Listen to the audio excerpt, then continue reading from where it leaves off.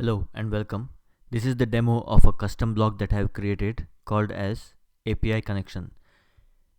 This block will connect to any external API that returns JSON, and then it fetches the data and then populates your table with the data from that API. For example, let's look at the BART API here. This returns the list of stations for the BART train. Now let me copy this and create a new request to get the list of stations. I don't have any API header. I need a table to save the data, so I'm going to create a table called as BART. I'll give the BART name here and say BART. I can see if I save this, it will get saved to my global configuration.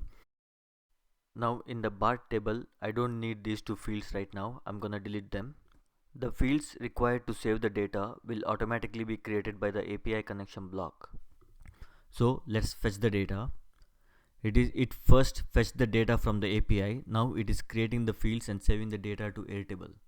Like if you look here, it is automatically creating all the required fields. For example, the station name will be created as route station followed by name. That will be the name of the field. And once the data is retrieved, all the data is populated into your table here.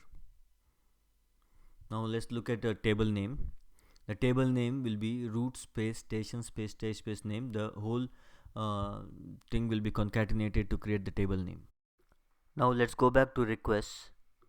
Here let's look at another example called for iTunes. Now this searches Airtable, that will not work. Let's search for Shawshank. We need a table to save the data. Let's create it. Let's name the table as iTunes.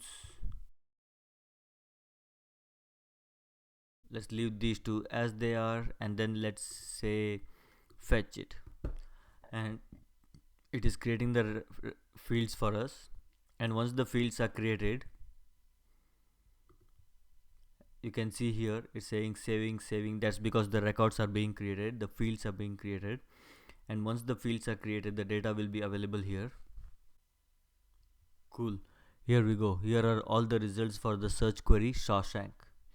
It says a song, it's a movie, it's a song, artist ID, collection ID, artist name, and here are all the details that the API returns.